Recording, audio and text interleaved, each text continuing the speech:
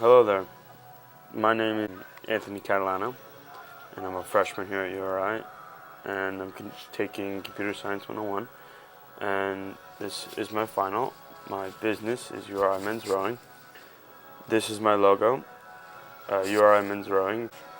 This is the logo of URI Men's Rowing, and then this is a picture of me and my sisters.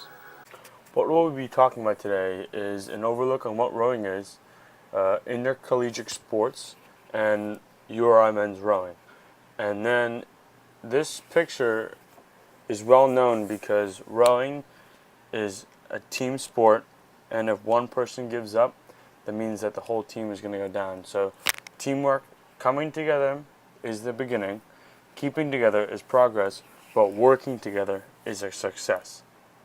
Rowing. Rowing is a full body workout. It looks like an upper body workout, but the legs is the main part of the stroke. Most of your strength comes from the leg press through the foot stretcher. And this is an 8-man boat. The starboard is the right side, the port is the left side, and then these are oars and seats. And the bow is the front, stern is the back. The coxswain sits all the way in the stern and controls the direction of the boat by pulling on 2 strings that control the rudder post. And then from the bow, it goes from bow, 2, 3, 4, and so on and so forth, going all the way to stroke. So it goes from bow all the way up numbers instead of down numbers. When we look for people to row, we usually want other high school students that have rowed in high school, or other students that have any athletic ability, like track or soccer or football, anything that requires muscular endurance. And then we also ask them if they want to continue their athletic experience through an intercollegiate level, which means versing other colleges at a D1 level. And then we also like to tell them if you'd like to test your mind and your body, because rowing is the ultimate sport. It's the hardest sport to do, and it requires a lot of physical and mental wear and tear. There are 2 types of positions that you can fulfill when joining a rowing team, and that is to be a rower or to be a coxswain. The rower does all the physical work, while the coxswain, on the other hand, does all the mental work. And as I said in my previous slide, the coxswain can control the rudder post by pulling on these 2 strings, and she can actually talk to the rowers with a headset, and there's many microphones that are actually hidden in the boat itself. When someone actually rows, there are 2 types of methods of rowing. One is sculling, and sculling is used with 2 oars on each side, port and starboard. And then there's sweeping, where you have 1 oar in your hand and they're alternating port, starboard, port, starboard. 2 types of races that rowers usually participate in, and there's a head race, and then there's sprints. A head race usually happens in the fall, while sprints usually happen in the spring and the summertime.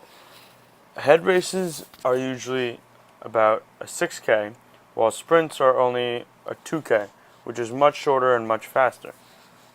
Some big head races that people might know of is Head of the Charles, which the University of Rhode Island has participated in for many years, and sprints. And one of the big sprints that the University of Rhode Island goes to is New England Rowing Championships. And there's also an even bigger one, which is the ACRAs, which is the Intercollegiate Nationals, which the University of Rhode Island is actually participating in. Why rowing? Rowers are probably the world's best athletes. Rowing just looks graceful, elegant, and sometimes effortless when done correctly. The sport demands endurance, strength, balance, and mental discipline, which no other sport can give. Men's rowing is not an NCAA D1, D2, or D3 sport.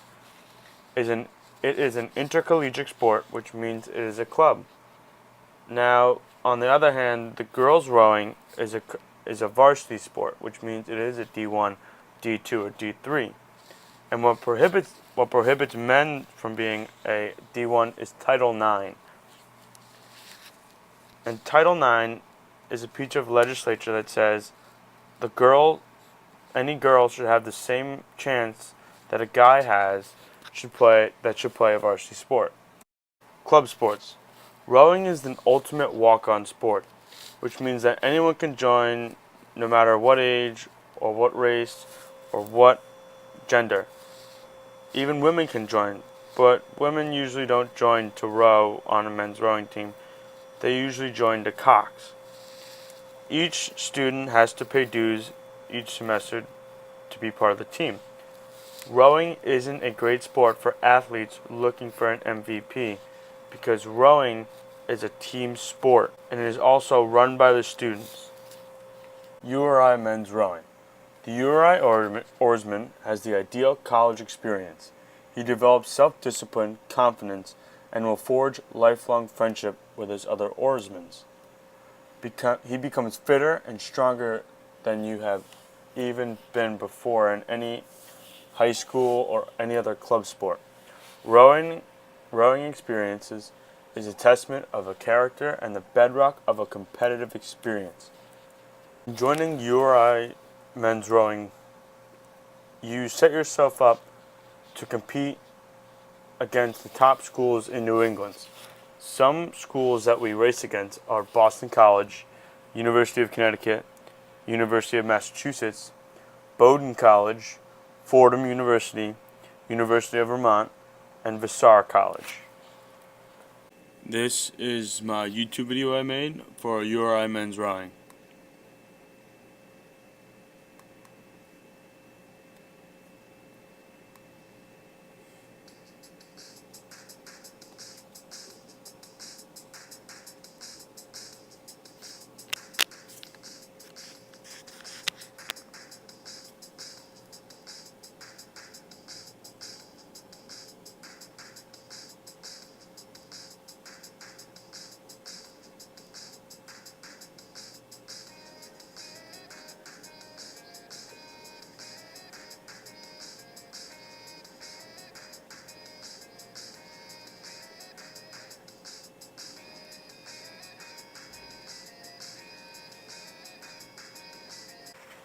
And finally, as I come to my last slide, I show you a picture of the last race that we had, was in New England. This is me up in bow seat, and we have just placed second place in New England, and we are now advancing to ACRAs down in Georgia. And to learn more about URI Men's Crew, you can visit my contact page. And if you scroll all the way down to the bottom, you can go to URI Men's Rowing to learn even more. And if you scroll down even more, you can go to URI Men's Rowing, and then you can go to the homepage of URI Men's Rowing.